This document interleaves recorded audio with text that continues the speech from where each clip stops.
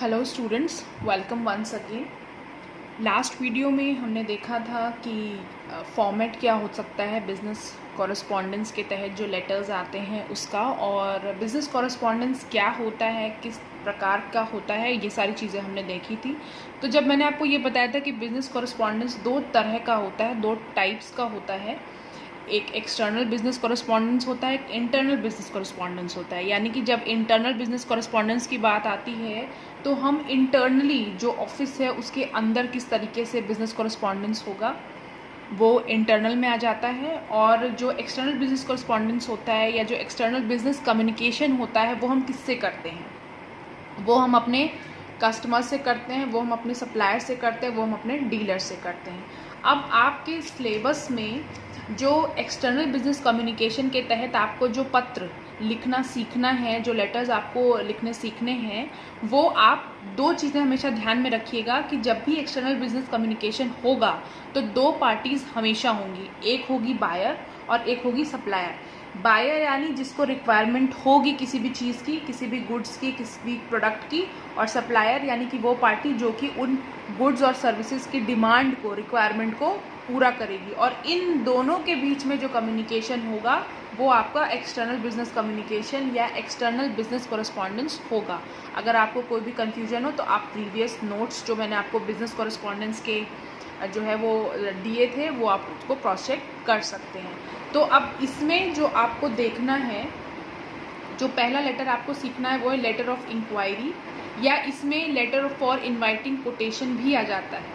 Letter of inquiry में सिर्फ आपको किसी चीज़ के बारे में, किसी प्रोडक्ट के बारे में, उसकी क्वालिटी के बारे में, उसकी अवेलेबिलिटी के बारे में आपको बायर से जानकारी लेनी है, ठीक है। तो जब आप सिर्फ इंफॉर्मेशन को इकट्ठा करेंगे तो वहाँ पर आप लेटर ऑफ इंक्वायरी का लिखेंगे। और अगर आपको जानकारी मिलने के बाद सप्लायर ने आपको जानकारी भेज दी कि वो जो प्रोडक्ट्स और जो गुड्स या जो सर्विस की आप डिमांड कर रहे हैं वो उसके पास है, तो और अगर आपको उसके टर्म्स एंड कंडीशन समझ में आते हैं, उसके बाद आप लेटर फॉर इनवाइटिंग कोटेशन लिखेंगे। यानी कि फिर आप उस प्रोडक्ट की कितनी मात्रा में आपको वो प्रोडक्ट चाहिए, उसकी प्राइसेस, ये सारी चीज़ें, रेट्स वगैरह, ये सारी चीज़ें आप सप्लायर से लेंगे या वो आपको भेजेगा। उस केस में आप लेटर फॉर इनवाइटिंग कोटेशन लिखेंगे। अब जब आपको वो सारे रेट्स वगैरह अप्रोप्रिएट लगे, जो भी सप्लायर ने आपको रेट्स भेजे वो आपको अप्रोप्रिएट लगे, अब आप नेक्स्ट स्टेप क्या होगा कि आप ऑर्डर प्लेस करेंगे। तो लेटर ऑफ ऑर्डर, ठीक है, ये आपका दूसरा स्टेप हो जाएगा। सपोज आपके ऑर्डर में, जो उसने सप्लायर ने आपको ऑर्डर भेजा है, उसमें कोई प्रॉब्लम आती है या कोई सामान ख़राब निकल जाता है, ठीक है, तो और आपको वो सामान वापस करना है या आप क्लेम करना चाहते हैं कि आपको उसके रिटर्न में दूसरा सामान भेजा जाए, उस केस में आप लिखेंगे लेटर ऑफ क्लेम या कंप्लेंट, ठीक है। तो तीन प्रकार के पत्र आपको देखने हैं, तीन प्रकार के पत्र आपको पढ़ने हैं। किसके तहत? एक्सटर्नल बिजनेस कॉरेस्पॉन्डेंस या एक्सटर्नल बिजनेस कम्युनिकेशन के तहत। तो बस दो चीज़ें ध्यान में रखिएगा, बायर सप्लायर। और बायर को जब रिक्वायरमेंट होगी किसी चीज़ की, नीड होगी, तो वो सबसे पहले लेटर ऑफ इंक्वायरी के तहत उस प्रोडक्ट के बारे में जानकारी एकत्रित करेगा। किससे? सप्लायर से। उसके बाद सप्लायर जो है वो कोटेशन, सप्लायर से वो कोटेशन मंगाएगा कि मुझे आपका प्रोडक्ट ठीक लगा, सही है, अब आप मुझे उसके प्राइसेस और रेट्स के बारे में कोटेशन भेज दीजिए, निविदा भेज दीजिए। बायर को अगर वो रेट्स और वो कोटेशन सही लगे, उसके बाद वो ऑर्डर प्लेस कर देगा। जो भी प्रोडक्ट उसको चाहिए, कितना चाहिए, वो सारी चीज़ें इसमें आ जाएंगी। और फिर अगर बायर को कोई भी इश्यू होता है प्रोडक्ट से रिलेटेड और वो चाहता है कि उसके प्रोडक्ट को वापस किया जाए या उसके रिटर्न में वो मनी का क्लेम करना चाहता है, तो वो फिर लेटर ऑफ क्लेम या कंप्लेंट लिखेगा, ठीक है। अब इसके बाद जो सबसे पहले आता है वो आता है लेटर ऑफ इंक्वायरी, ठीक है। तो इंक्वायरी जो वर्ड है, अगर आप इसको देखें तो इसका मतलब भी यही होता है कि जानकारी मांगना, ठीक है, या एकत्रित करना, इकट्ठा करना। अब जानकारी किस चीज की होगी? जानकारी ये हो सकती है quality, price and availability of products या गुड्स या सर्विसेज की। ठीक है, ये आपको समझ में आ गया कि लेटर ऑफ इंक्वायरी हम क्यों लिखते हैं। लेटर ऑफ इंक्वायरी हम तब लिखते हैं जब हमको किसी भी प्रोडक्ट के बारे में, किसी भी गुड के बारे में, किसी भी सर्विसेज के बारे में जानकारी एकत्रित करनी होती है। और जानकारी हम किस चीज़ की एकत्रित करते हैं? प्रोडक्ट की क्वालिटी के बारे में, उसके प्राइस के बारे में और उसकी अवेलेबिलिटी के बारे में जब हम पत्र लिखते हैं तो उस पत्र को क्या कहा जाता है? Letter of inquiry. ठीक है, अब मैंने आपको फॉर्मेट बताया था कि जो लेटर का फॉर्मेट होता है उसमें क्या क्या चीज़ें जो है वो लिखी जाती हैं, क्या क्या चीज़ें हम बताते हैं। ठीक है, तो उसमें सबसे पहले जो बिजनेस, कोई भी बिजनेस लेटर हो गया, कोई भी बिजनेस कॉरेस्पॉन्डेंस हो गया, उसमें सबसे पहले जो आता है वो आता है लेटर हेड। एक बार हम रिवाइज कर लेते हैं, वो आता है लेटर हेड। लेटर हेड आपको, लेटर हेड का मतलब होता है कि जो भी कंपनी का नेम होगा और जो कंपनी का एड्रेस होगा वो बीचों बीच, पेज के बीचों बीच या तो लिखा जाएगा हाथों से या प्रिंटेड फॉर्म में होता है। ठीक है, दूसरा जो पार्ट होता है वो होता है डेट। आपको डेट लिखना पड़ेगा किसी भी प्रकार का। जब आप बिजनेस लेटर लिखेंगे, चाहे वो लेटर ऑफ इंक्वायरी हो गया, चाहे वो ऑर्डर प्लेसिंग लेटर हो गया, चाहे वो लेटर ऑफ कंप्लेंट या क्लेम हो गया, किसी भी प्रकार का पत्र होगा उसमें आपको डेट डालनी ही डालनी है। तीसरा हो गया रेफरेंस नंबर, ये भी मैंने आपको बताया था, रेफरेंस नंबर। और ये क्या होता है? ऑप्शनल होता है, यानी कि आप इसको मेंशन कर भी सकते हैं और नहीं भी कर सकते हैं। रेफरेंस नंबर बेसिकली वो नंबर होता है, सपोज अगर आप बायर और सप्लायर के बीच में 5-6 पत्र लिखे जा चुके हैं और कोई भी बात जो कि बायर कोट करना चाहता है, किसी भी बात को बायर अगर सप्लायर को याद दिलाना चाहता है तो वो बोल सकता है कि आपके पत्र संख्या या मेरे पत्र संख्या सो एंड सो द्वारा, तो उसी को रेफरेंस नंबर बोलते हैं। ठीक है, और ये ऑप्शनल होता है। मेलिंग नोशन, मेलिंग नोशन, और मेलिंग नोशन भी ऑप्शनल होता है।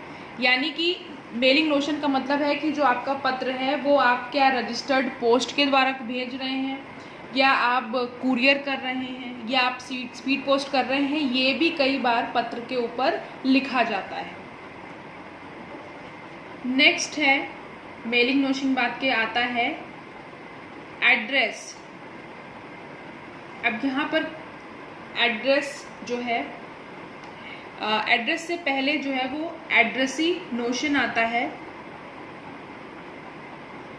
Addressee notion. और एड्रेसी नोशन भी ऑप्शनल होता है। एड्रेसी नोशन का मतलब कि क्या वह पत्र पर्सनल है, कॉन्फिडेंशियल है या अर्जेंट है। कई बार देखा होगा कि बहुत सारे लेटर्स के ऊपर लिखा होता है प्लीज़ फॉरवर्ड या मोस्ट अर्जेंट या पर्सनल कॉन्फिडेंशियल, तो उसको हम लोग एड्रेसी नोशन बोलते हैं। ठीक है, नेक्स्ट जो आता है वो होता है इनसाइड एड्रेस। इनसाइड एड्रेस किसका एड्रेस होता है? जो भी रिसीवर होता है, जिसको आप पत्र लिख रहे हैं, उसका एड्रेस। ठीक है, उसका डेजिग्नेशन, ये सारी चीज़ें जब आप लिखते हैं तो उसको आप बोलते हैं इनसाइड एड्रेस। नंबर 7 जो आता है वो होता है सब्जेक्ट। ठीक है, कि क्या है, लेटर ऑफ इंक्वायरी है कि ऑर्डर प्लेस करना है कि कंप्लेन करनी है या क्लेम करना है, वो आप अपने सब्जेक्ट लाइन में मेंशन करते हैं।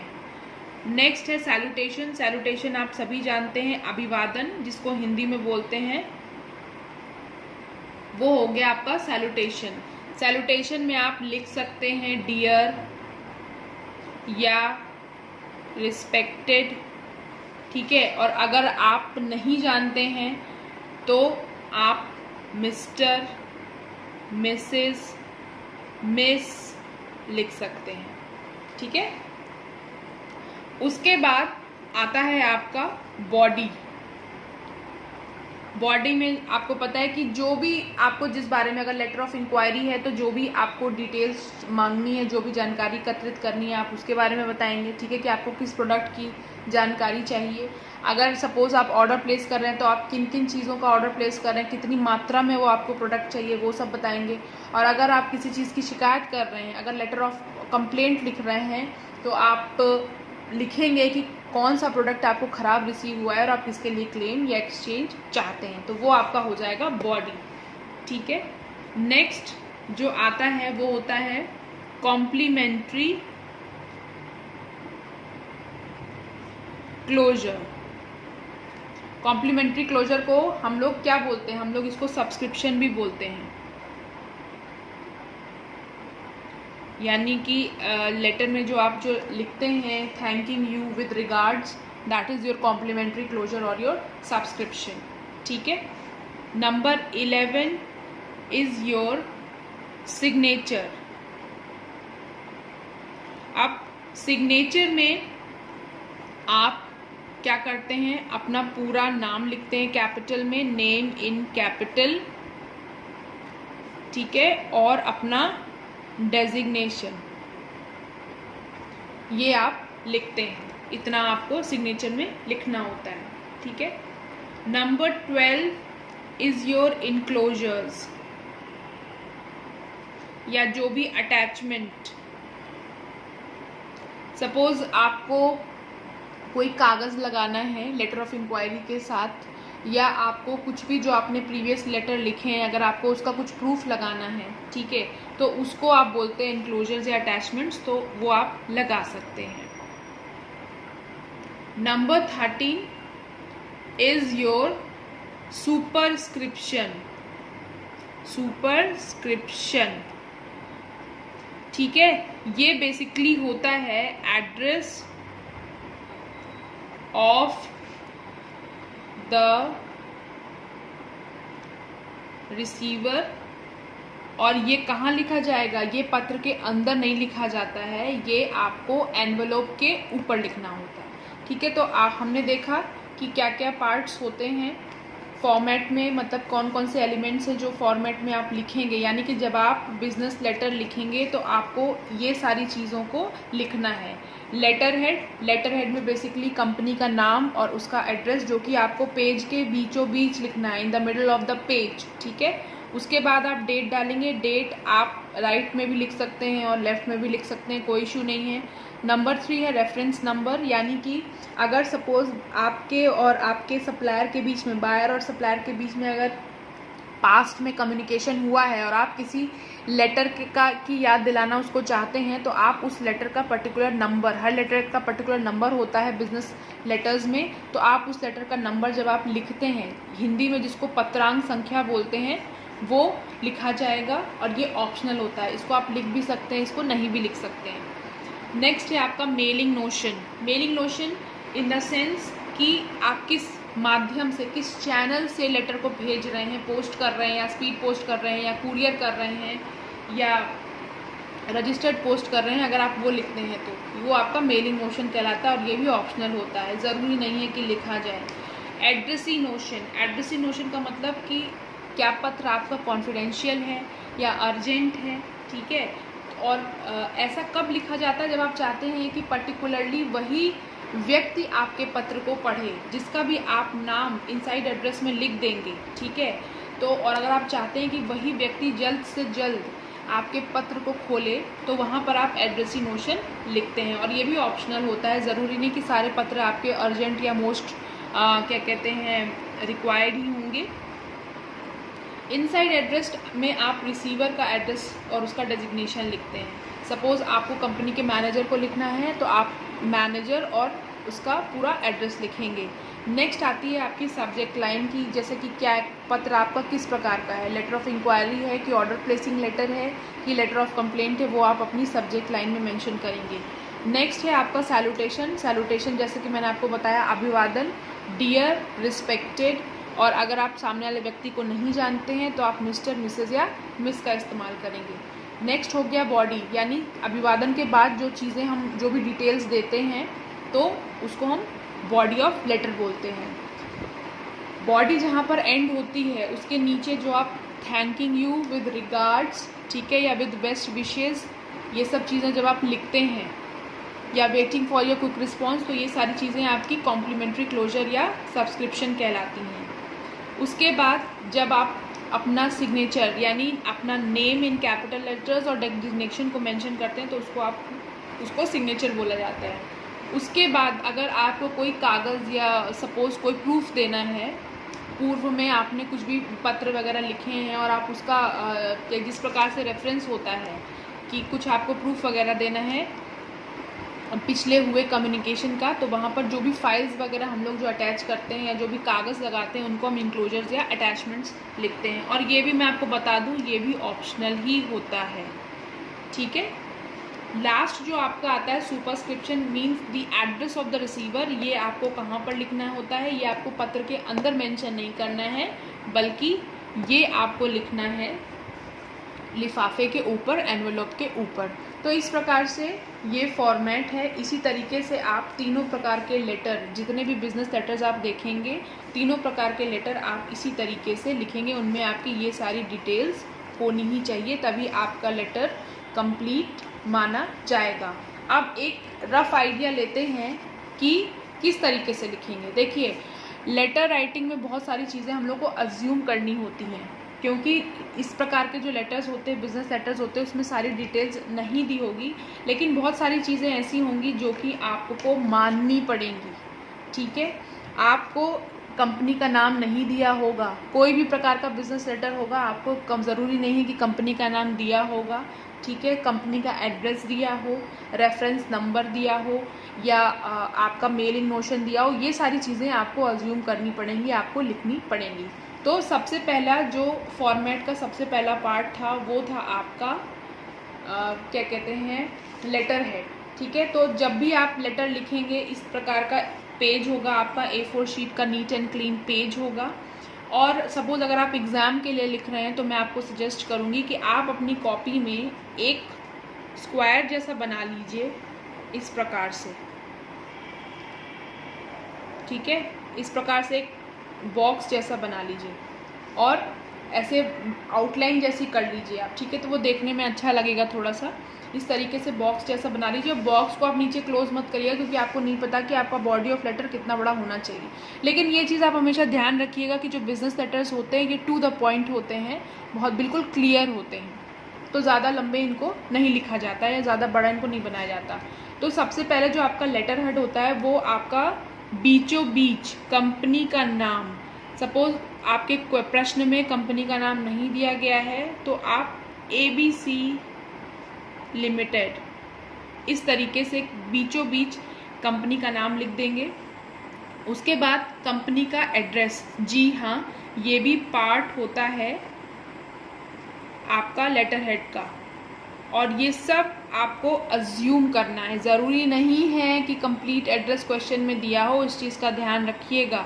ज़रूरी नहीं है कि कंपनी का नाम दिया हो, तो ये सब आपको मानना पड़ेगा। आप किसी भी कंपनी का नाम आप अज्यूम करके लिख सकते हैं।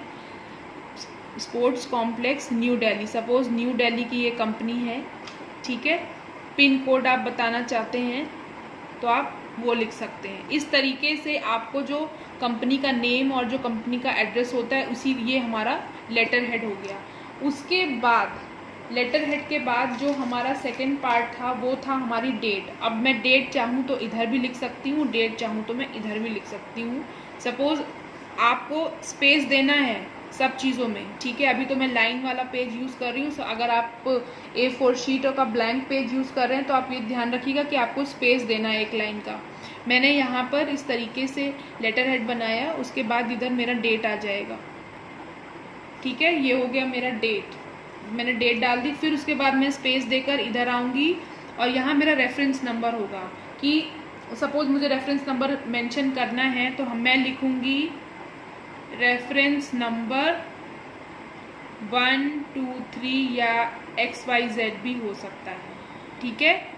इस तरीके से रेफरेंस नंबर दिया जाता है। और अगर आप रेफरेंस नंबर में आप अपने किसी पहले के पत्र का भी संज्ञान लेना चाहते हैं या सप्लायर को याद दिलाना चाहते हैं तो आप मंथ भी मेंशन कर सकते हैं, सितंबर 2020। इस तरीके से रेफरेंस नंबर लिखा जाता है। पहले रेफरेंस नंबर लिखा जाता है जो कि डिजिट्स में भी हो सकता है, अल्फ़ाबेट्स में भी हो सकता है, और उसको और जो है वो स्पेसिफिक बनाने के लिए, पर्टिकुलर बनाने के लिए वहाँ पर जिस मंथ में वो पत्र भेजा गया था, वो लिखा गया था, जिसकी आप याद दिलाना चाहते हैं, वो आप मंथ मेंशन कर देंगे, बस दैट्स इट। तो ये भी आपको अज्यूम करना पड़ेगा, इसमें आपको कुछ नहीं करना। रेफरेंस नंबर ज़रूर लिखिएगा, ये आपको REFNO डॉट ये तो आपको लिखना ही लिखना है। रेफरेंस नंबर 1 2 3 लिख दीजिए या XYZ लिख दीजिए और फिर कोई भी मंथ उठाकर कोई भी ईयर आप लिख सकते हैं। तो ये आपका रेफरेंस नंबर हो गया। फिर उसके बाद आ जाता है आपका मेलिंग नोशन, यानी सपोज मैंने अपना लेटर जो है वो कुरियर के थ्रू किया था, या मैं बाय स्पीड पोस्ट भी लिख सकती हूँ, ठीक है। तो ये मेरा मेलिंग नोशन हो गया। रेफरेंस नंबर ऑप्शनल होता है, ये हमेशा याद रखिएगा। मेलिंग नोशन ये भी ऑप्शनल होता है, मैं आपको बता दे रही हूँ लिखा कैसे जाता है, बट ये दोनों चीज़ें ऑप्शनल होती हैं। रेफरेंस नंबर हो गया, मेलिंग नोशन हो गया। अब उसके बाद जो आता है वो होता है एड्रेसी नोशन, यानी कि क्या मेरा पत्र अर्जेंट है या पर्सनल है,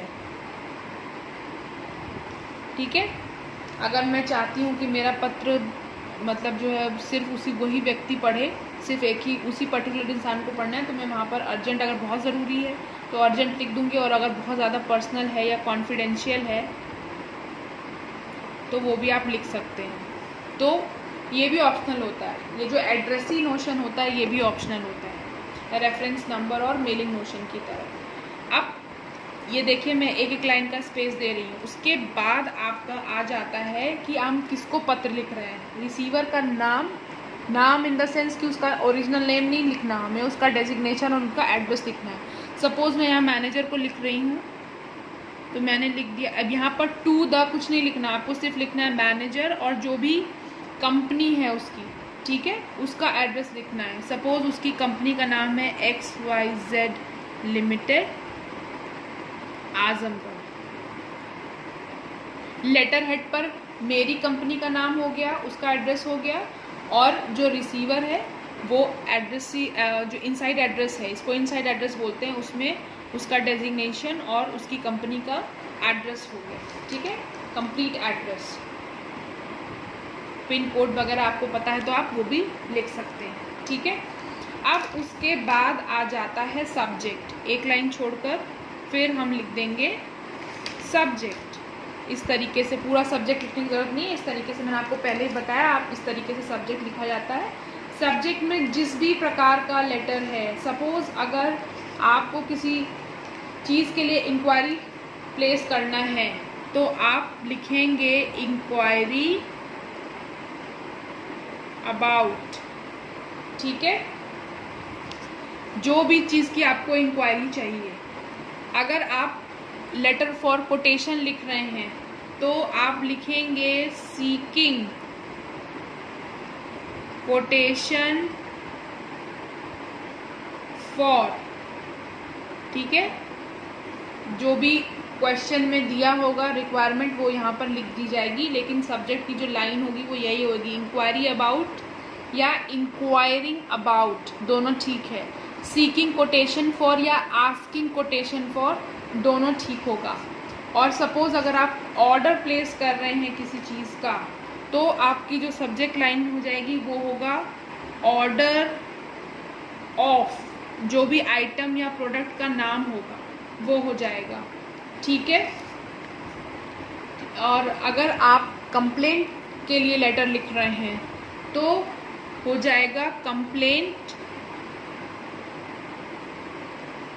अबाउट, या अगर आपको किसी चीज़ का क्लेम करना है, सपोज़ आपका प्रोडक्ट ख़राब निकल गया और आप उसके एवज में, उसके रिटर्न में अपना पैसा वापस चाहते हैं, तो कंप्लेन अबाउट या रिप्लेसमेंट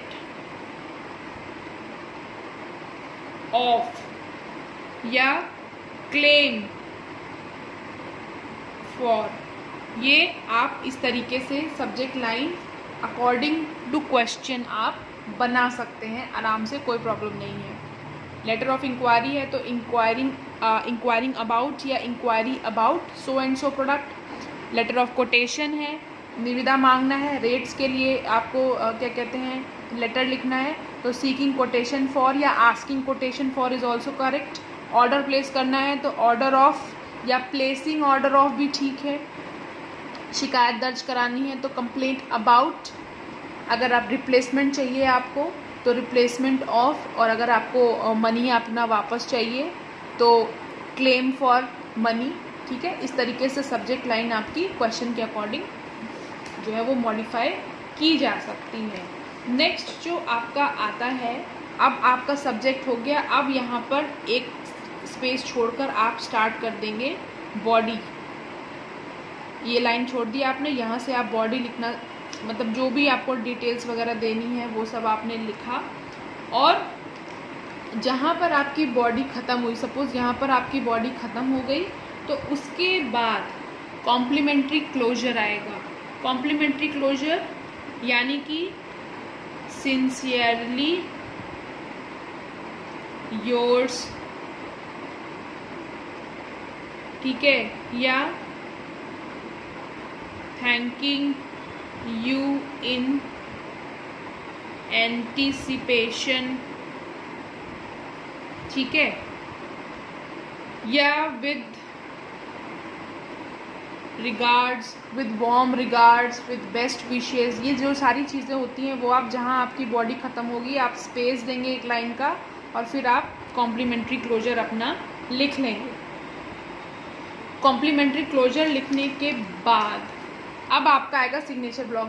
देन अगेन आपको एक लाइन छोड़कर यहाँ पर आपको अपना फुल नेम, इसको मैं दूसरे पेज पर समझा रही हूँ, अब आप अपना लिखेंगे पूरा नाम। ठीक है, अब चूँकि एग्ज़ाम पर्पस के लिए आपको पूरा नाम लिखने की ज़रूरत नहीं है, आप लिखिए XYZ, ठीक है, and your designation. Suppose your designation is also manager, तो आप अपना नाम और अपना डेजिग्नेशन लिख देंगे इन कैपिटल लेटर्स। ठीक है, name in capital and your designation also in capital letters. अब उसके बाद सपोज़ आपने कोई पेपर अटैच किया है अपने लेटर्स के साथ, तो आप यहाँ पर लिख देंगे एक लाइन छोड़कर इनक्लोजर्स, इनक्लोजर इस तरीके से करके, और जो भी आपने कागज़ अटैच किया है आप उसका यहाँ पर नेम लिख देंगे। ठीक है, तो ये इस प्रकार से आपका क्या कहते हैं, आप फिर जो बॉक्स है उसको क्लोज कर देंगे। तो ये तो चीज़ें हो गई पत्र के अंदर लिखने की, और जो लास्ट पार्ट होता है जो कि होता है आपका सुपरस्क्रिप्शन, वो मैंने आपको बता दिया है कि वो आपको एनवलप के ऊपर लिखना होता है। ठीक है, तो इतनी सारी चीज़ें जो हैं वो आपको लिखनी होती है। एक बार फिर से हम रिवाइज़ कर लेते हैं कि सबसे पहले तो आपको क्या करना है, आपको पेज के A4 शीट अगर आप ले रहे हैं तो पेज में आप इस तरीके का एक बॉक्स जैसा बना लेंगे, जैसा कि हमने नोटिस राइटिंग में भी देखा था। लेकिन जब आप जॉब करेंगे और अगर सपोज़ आप बिज़नेस कंपनी में खुद ही हैं तो आपको इस तरह का बॉक्स बनाने की ज़रूरत नहीं है। लेटर हेड चूँकि आपको ऑलरेडी प्रिंटेड मिलेगा, तो जब हम एक्चुअल लेटर हेड के ऊपर लिखते हैं तो आपको इस तरह का बॉक्स ज़रूरत नहीं पड़ता बनाने का। तो मैं सिर्फ आपको समझाने के लिए बता रही हूँ कि जब लेटर हेड नहीं है तो इस तरीके से बॉक्स के अंदर आपको सबसे ऊपर अपनी कंपनी का नाम लिखना है, उसका कंप्लीट एड्रेस, ठीक है, कि जो भी कंपनी का नंबर है, जो भी जहाँ पे जिस कॉम्प्लेक्स में भी है, जिस जगह पर, जिस स्टेट में, जिस सिटी में, और पिन कोड, ये सारी चीज़ें आपको अपनी कंपनी की लिखनी है। वो हो जाता है आपका लेटर हेड। ठीक है, नेक्स्ट जो होता है वो डेट आप डालेंगे। डेट लिखने के कई सारे तरीके मैं आपको कम्युनिकेशन स्किल्स पार्ट 1 में बता चुकी हूँ फर्स्ट सेमेस्टर में। उस तरीके से आप डेट लिखेंगे। डेट आप राइट में भी लिख सकते हैं, लेफ्ट में भी लिख सकते हैं, इट्स अप टू यू, दोनों तरीके सही होते हैं। नेक्स्ट होता है आपका रेफरेंस नंबर। रेफरेंस नंबर पत्रांक संख्या, इसमें आपको इस तरीके से REF.NO लिखकर 1 2 3 लिख दीजिए, या तो दोनों नहीं लिखना है आपको, या तो आप डिजिट लिखिए, नहीं तो आप अल्फ़ाबेट्स लिखिए 1 2 3 XYZ ABC कुछ भी लिख सकते हैं। और जो भी मंथ में आपने वो जो लेटर था वो लिखा है जिसका आप संज्ञान देना चाह रहे हैं, जिसको आप लिख रहे हैं रिसीवर को, तो वो आप जो है वो मंथ मेंशन कर देंगे, ईयर मेंशन कर देंगे। ये ऑप्शनल होता है, आप लिख भी सकते हैं या भूल जाते हैं एग्ज़ाम में लिखना तो कोई दिक्कत नहीं है, बट ये लिखा जाता है। नेक्स्ट हो गया आपका मेलिंग नोशन कि आपने कुरियर किया है या स्पीड पोस्ट से भेजा है, ठीक है, या रजिस्टर्ड पोस्ट से भेजा है। जब ये आप बता देते हैं कि किस माध्यम का आपने चुनाव करके अपना पत्र भेजा है तो वो उसको मेलिंग नोशन बोलते हैं, और ये भी ऑप्शनल होता है। नेक्स्ट हो गया आपका एड्रेसी नोशन, यानी कि पत्र क्या बहुत अर्जेंट है या पर्टिकुलर किसी पर्सन के लिए पर्सनल है या अति महत्वपूर्ण है, कॉन्फिडेंशियल है, ये सारी चीज़ें मेलिंग नोशन कहलाती हैं, और ये भी ऑप्शनल होता है। अब आता है इनसाइड एड्रेस, और ये आपको लिखना ही होता है, ये ऑप्शनल नहीं होता है, ठीक है। आप अगर देखें तो डायरेक्टली डेट के बाद आप सीधे इनसाइड एड्रेस पे भी आ सकते हैं। इनसाइड एड्रेस में जो चीज़ें बताई जाती हैं वो होता है जो रिसीवर है उसका डेजिग्नेशन, ठीक है, और उसकी कंपनी का एड्रेस। तो इस तरीके से यहाँ भी हमको अज्यूम करना है डेजिग्नेशन और एड्रेस वगैरह अज्यूम करना है, वो हमने लिख दिया, ये हमारा इनसाइड एड्रेस हो गया। एड्रेस के बाद हमारा सब्जेक्ट आता है। अब सब्जेक्ट की जो लाइन होगी वो डिपेंड करेगी क्वेश्चन में। लेटर ऑफ इंक्वायरी है तो इंक्वायरी अबाउट या इंक्वायरिंग अबाउट, ठीक है, INQUIRING, इंक्वायरिंग अबाउट और इंक्वायरी अबाउट दोनों ठीक है। अगर आपको कोटेशन चाहिए, रेट्स मंगाने हैं किसी पर्टिकुलर प्रोडक्ट के, ठीक है, तो सीकिंग कोटेशन फॉर या asking quotation for. Order place करते हैं तो प्लेसिंग ऑर्डर ऑफ या ऑर्डर ऑफ। कंप्लेन करनी है तो कंप्लेन अबाउट। रिप्लेसमेंट चाहिए तो रिप्लेसमेंट ऑफ, या अगर क्लेम करना है फॉर मनी रिटर्न में तो क्लेम फॉर। तो ये आपका हो गया subject depending upon the question. Next आपका आ गया बॉडी। अब बॉडी आप जब स्टार्ट करेंगे तो आप अभिवादन करेंगे, respected sir, dear sir, mister, missus, miss, यहाँ पर आप मेंशन करेंगे, ठीक है। उसके बाद कॉमा लगाकर आप इस तरीके से अपना लेटर स्टार्ट करेंगे, जो भी डिटेल्स है वो आप इसमें बताएंगे, और जहाँ पर आपकी बॉडी ख़त्म होगी स्पेस देकर ही आप complimentary closure, sincerely yours, thanking you, in anticipation, with warm regards, with best wishes, ठीक है, इस तरीके से जो लिखा जाता है वो आपका कॉम्प्लीमेंट्री क्लोजर होता है। जहाँ आपका कॉम्प्लीमेंट्री क्लोजर ख़त्म होगा बस उसी के नीचे स्पेस देकर आपको अपना क्या लिखना है, सिग्नेचर, यानी योर डेजिग्नेशन, ठीक है, और आपका नेम और आपका डेजिग्नेशन, ये आपका हो गया सिग्नेचर में। उसके बाद आप अगर कोई प्रूफ अटैच कर रहे हैं या कोई लेटर, मतलब लेटर नहीं, अगर कोई आपको कागज़ भेजना है, कोई सपोज़ पेपर वगैरह भेजना है अपने लेटर के साथ जो है एडेड, तो इंक्लूजन लिखकर आप उसका नाम लिख देंगे और आप अपने बॉक्स को इस तरीके से क्लोज़ कर देंगे। तो ये था आपका क्या क्या चीज़ें आप बिज़नेस लेटर्स में लिखते हैं। और जब आप तीनों प्रकार के लेटर लिखेंगे तो उसमें आपको ये सारी चीज़ें मेंशन करना ज़रूरी है। बुक्स में भी आपको बहुत अच्छी तरीके से, जो एशियन पब्लिकेशन की बुक है उसमें बहुत अच्छी तरीके से समझाया गया है, आप उसकी भी हेल्प ले सकते हैं। और नेक्स्ट वीडियो में हम देखेंगे, एक एक करके देखेंगे कि लेटर ऑफ इंक्वायरी है तो किस तरह के क्वेश्चंस आते हैं, लेटर ऑफ कोटेशन है तो किस किस तरह के क्वेश्चंस आते हैं। Till then stay tuned.